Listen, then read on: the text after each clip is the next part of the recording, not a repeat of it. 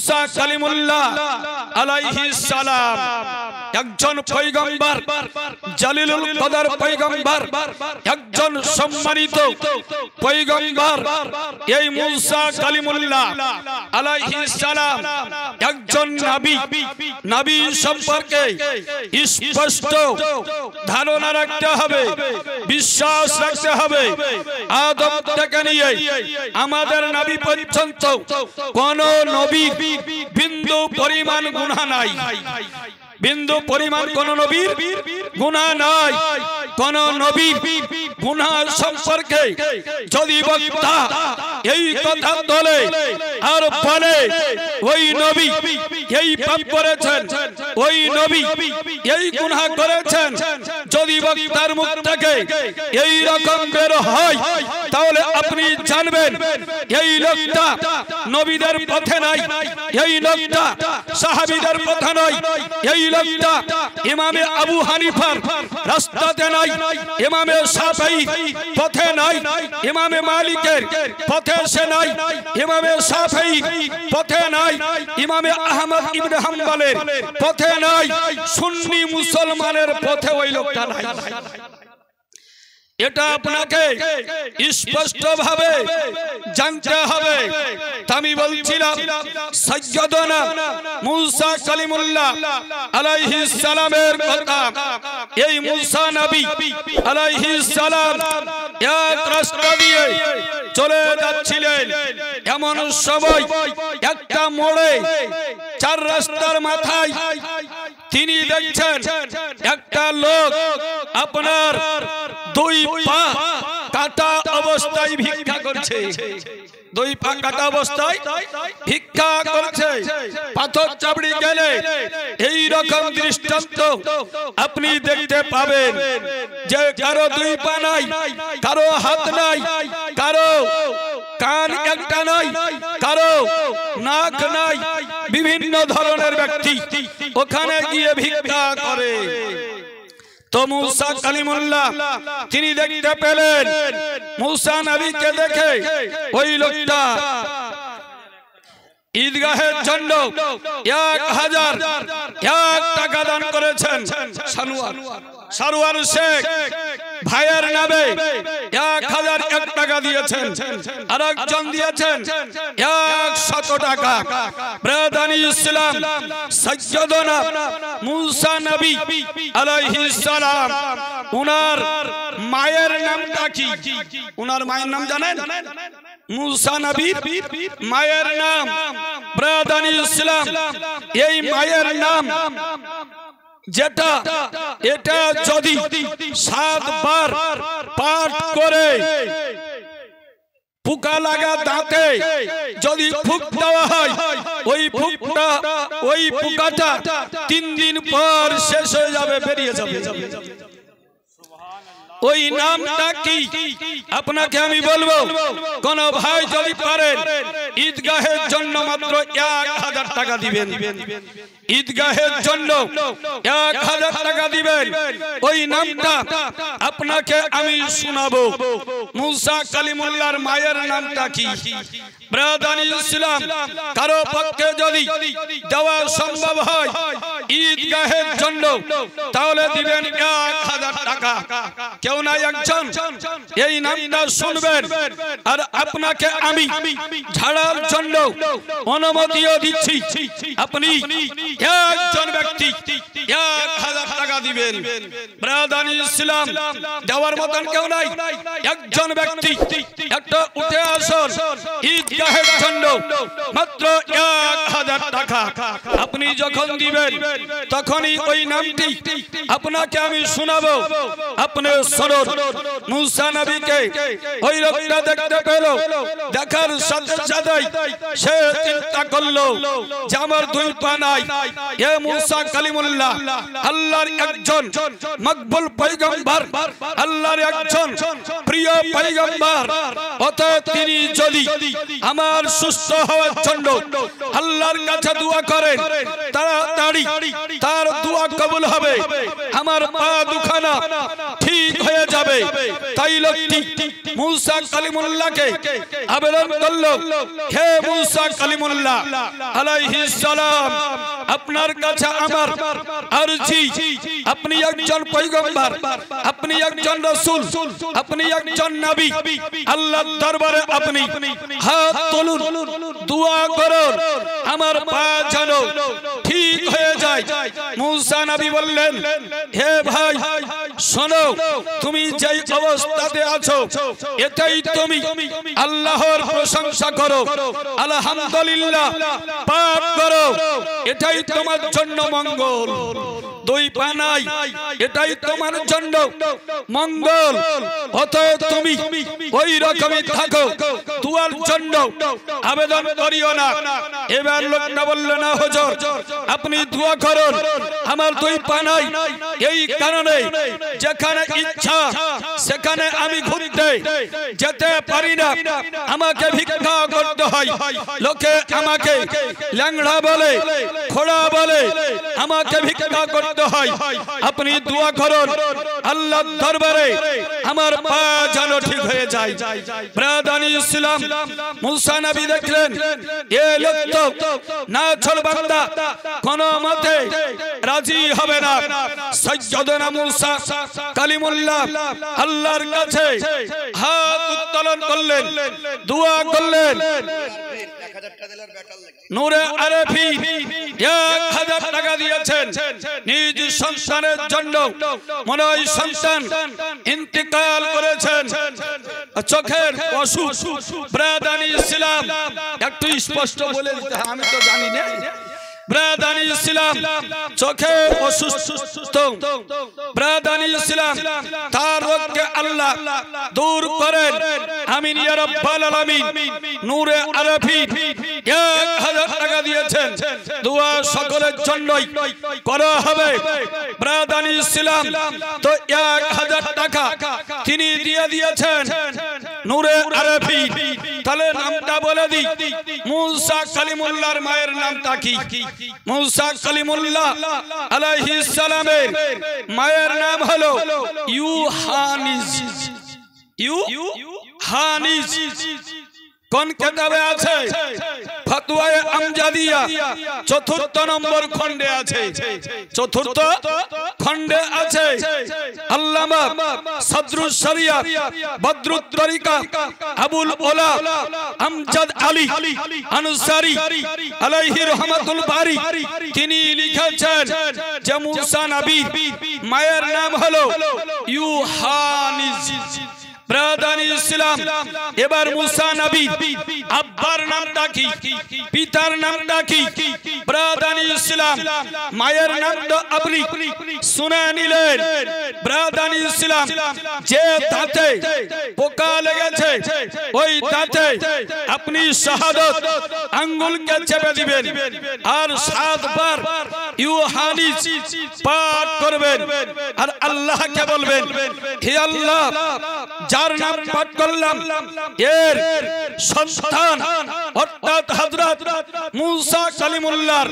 ওসিলায় এই পোকাকে তুমি দূর করে দাও আল্লাহ কে বলতে হবে मूसा নবীর ওসিলা দিয়ে যে নামটা পড়লেন তার সন্তানকে मूसा নবী তার ওসিলা দিয়ে আল্লাহ কে বলতে হবে 3 দিন পর এই পোকা বেরো যদি হয় বেরো যদি না হয় তাও আর পোকা থাকবে না ব্রাদানি ইসলাম ওই দাঁত থেকে আপনি দাঁতের যন্ত্রণা ব্যথা থেকে আপনি নিরাপদে থাকবেন আমি বলছি मूसा নবীর মায়ের নাম আপনাকে বললাম এবার পিতার নামটা কি मूसा নবীর পিতার নাম শোনার জন্য একজন ব্যক্তি 1000 টাকা দিবেন ঈদগাহের জন্য ব্রাদানি ইসলাম मूसा কলিমুল্লাহ আলাইহিস সালামের আব্বা জানের নাম কি এই নামটা শোনার জন্য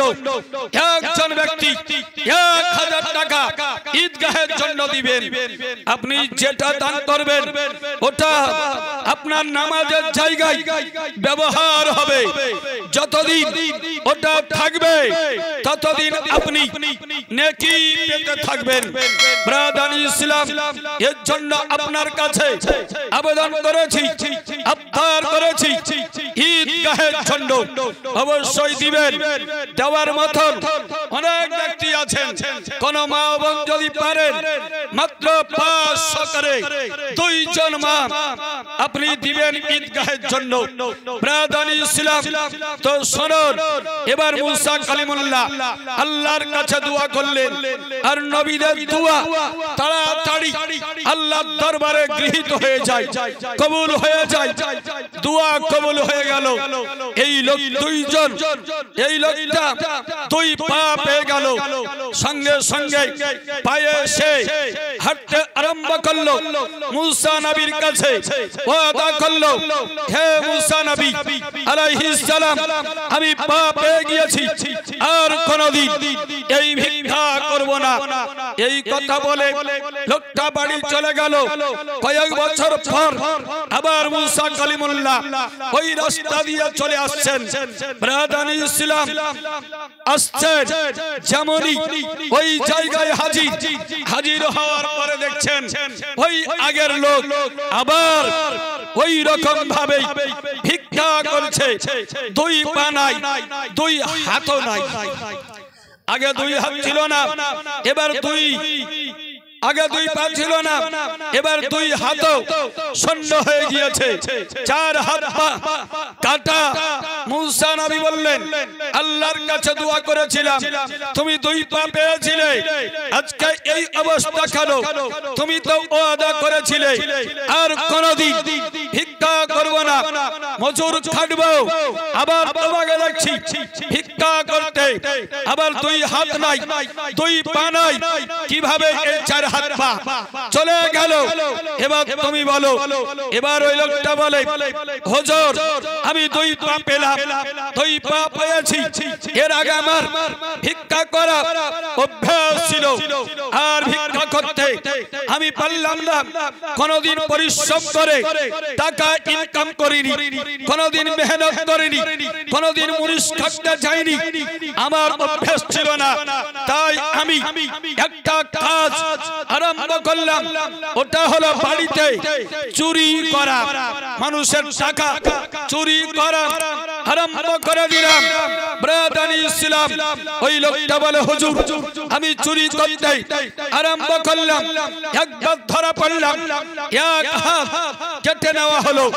আবার চুরি করলাম, এবার 1 পা কেটে নেওয়া হলো। আবার চুরি করলাম, আর 1 হাত কেটে নিল কাজী। আবার চুরি করলাম, আর 1 পা কেটে নিল।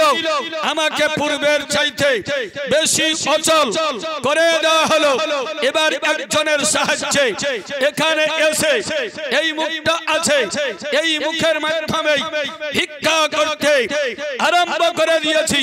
মুসা নবী বললেন, হে খোদার বান্দা, আমি কি আগে এটা বলিনি যে তুমি যে অবস্থাতে আছো ওটাই তোমার জন্য মঙ্গল রয়েছে?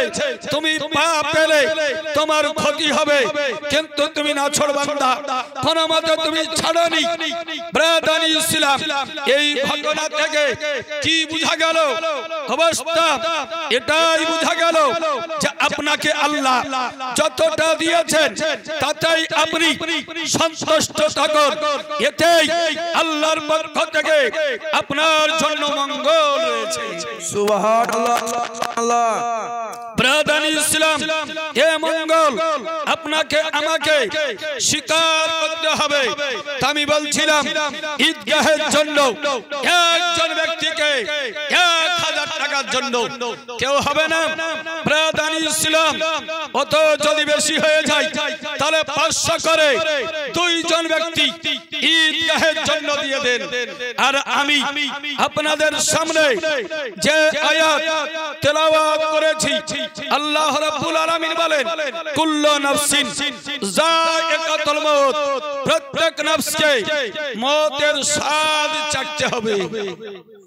প্রত্যেক ব্যক্তিকে মরণের স্বাদ অবশ্যই চাখতে হবে। যার জান আছে, প্রাণ আছে, আত্মা আছে, ওই সত্তাকেই জান কবজ করা হবে, তাকেই মৃত্যুর স্বাদ জাগতে হবে। এই মরণ কি জিনিস, মরণ সম্পর্কে বলা হয়েছে যে এই মরণ আল মাউত জাসরুন ইউসিলুল হাবিবা ইলাল হাবিব। মরণ হলো একটা সোপানের নাম, একটা ব্রিজের নাম। মরণ হলো একটা সাগর নাম, যে সাগর মাধ্যমে বন্ধুকে বন্ধুর সঙ্গে মিলিয়ে দেওয়া হয়। এই সাগর মাধ্যমে প্রাদান ইসলাম আমাদের জন্য আমাদের সঙ্গী কবরে অপেক্ষা করছে। যেমন মরণ হবে ওই বন্ধুর সঙ্গে সাক্ষাৎ হয়ে যাবে। কারোর জন্য জান্নাতের আরাম হলো সঙ্গী, কারোর জন্য জাহান্নামের শাস্তি হলো সঙ্গী। এবার আপনি আমি কেমন, আমার বন্ধু হবে কেমন, এই রকম ভাবে আপনার সাথী এবং বন্ধু হবে। আমরা যদি নিজেকে পাক করে কবরে যেতে পারি, অবশ্যই আমাদের জন্য জান্নাতের আরাম অপেক্ষা করছে। আর যদি নরদম হয়ে কবরে যেতে পারি, তাহলে আমাদের জন্য জাহান্নামের শাস্তি ইন্তজার করছে। ব্রাদান ইসলাম ওই মরণ সম্পর্কে আল মাউত কাসুন কুল্লু নাফসিন মরণ হলো একটা পানপাত্র, যেখান থেকে প্রত্যেকটা নাফস পান করবে। মরণ হলো একটা দরওয়াজা, যে দরওয়াজা দিয়ে প্রত্যেক নাফসকে প্রবেশ করতে হবে। ব্রাদান ইসলাম এই মরণ যদি আপনি আমি আসলে এই মরণের কষ্ট জানতে পারতাম, অবগত হতাম, তাহলে আমরা এই সংসারে এত মত হতাম না, এই দুনিয়াবি মোহে এতটা পড়তাম না। ব্রাদান ইসলাম হযরত ওসমান গনি রাদিয়াল্লাহু তাআলা আনহু একজন সাহাবী রাসূল, যে ওসমান গনি সম্পর্কে নবী বলেছেন যে ওসমান গনি নবী মুস্তাফার কাছ থেকে 2 বার জান্নাত কিনেছেন। নবীর কাছ থেকে 2 বার ওসমান গনি জান্নাতকে ক্রয় করেছিলেন। ব্রাদান ইসলাম আর ওসমান গনিকে নবী জান্নাতের গ্যারান্টিও দিয়েছিলেন। আমাদের নবী গায়েব জানেন কি জানেন না? আমাদের নবী গায়েবের খবর রাখেন। এই ক্ষমতা আমাদের নবীকে কে দিয়েছেন? আল্লাহ। আল্লাহ দিয়েছেন। নবীর জ্ঞান হলো আল্লাহর নিকট থেকে পাওয়া জ্ঞান। আর আল্লাহর জ্ঞান কারো কাছ থেকে কি পাওয়া? আল্লাহর জ্ঞান কারো নিকট থেকে পাওয়া নয়। আল্লাহর জ্ঞান হলো সত্যগত জ্ঞান, আর নবীর জ্ঞান হলো প্রদত্ত জ্ঞান। নবীর জ্ঞান হলো পাওয়া জ্ঞান, আর আল্লাহর জ্ঞান হলো নিজস্ব জ্ঞান। অতএব এখানে নবীর জ্ঞান আর আল্লাহর জ্ঞানকে বরাবর করা হলো কি? বরাবর হলো? বরাবর হলো না। নবীকে আল্লাহ দিয়েছেন তাই পেয়েছেন। আর আল্লাহর জ্ঞানের শুরু নাই, আল্লাহর জ্ঞানের শেষ নাই। আর নবীর জ্ঞানের শুরু আছে, নবীর জ্ঞানের শেষও আছে। অতএব দুইয়ের জ্ঞান, আল্লাহর জ্ঞান আর নবীর জ্ঞানের মধ্যে আকাশ ও জমিনের তফাৎ রয়েছে। আমাদের নবীকে আল্লাহ গায়েবের জ্ঞান দান করেছেন। বিশ্ব নবী মহানবী আকা মাওলা কিভাবে তিনি গায়েবের জ্ঞানের অধিকারী ছিলেন। আল্লাহ নবীকে কত জ্ঞান দান করেছেন। আমাদের নবী আকা মাওলা সাল্লাল্লাহু আলাইহি ওয়াসাল্লাম উহুদ পাহাড়ের উপরে চললেন। কোথায়? উহুদ পাহাড়ের উপরে চললেন। যে উহুদ পাহাড় সম্পর্কে নবী সাল্লাল্লাহু তাআলা আলাইহি ওয়াসাল্লাম বলেন, এই উহুদ পাহাড় আমাকে ভালোবাসে, আমিও এই পাহাড়কে ভালোবাসি। সুবহানাল্লাহ। উহুদ পাহাড় নবীকে ভালোবাসে। আপনি কোনদিন এই কথা বলতে পারবেন না এই গাছ আমাকে ভালোবাসে, বলেছেন কোনদিন? বলেননি ভালোবাসা ওই গাছের মধ্যে থাকবে কি করে কিন্তু ব্রাদার নবী পাক বলছেন ওহদ পাহাড় আমাকে ভালোবাসে আর আমি এই পাহাড়কে ভালোবাসি বিশ্বনবী মহানবী সাল্লাল্লাহু আলাইহি ওয়াসাল্লাম আর সঙ্গে আছেন সিদ্দিক আকবর আফজালুল বাশার বাদাল আম্বিয়া বিত্তাহকিক নবীদের পরে পরে যার স্থান অর্থাৎ আবু বকর সিদ্দিক এই আবু বকর আর নবী আর উমর ফারুক আর ওসমান গনি কয়জন হলেন চারজন নবী আছেন সিদ্দিক আছেন উমর আছেন আর ওসমান গনি এই চারজন নবী এই তিনজনকে সাথে নিয়ে ওহদ পাহাড়ের চূড়াতে উঠলেন ওহদ পাহাড়ে নবী উঠলেন এই তিনজনকে নিয়ে যেমনই চড়া ওহদ পাহাড় দোলা দিতে আরম্ভ করলো ওহদ পাহাড় দোল খেতে আরম্ভ করলো এই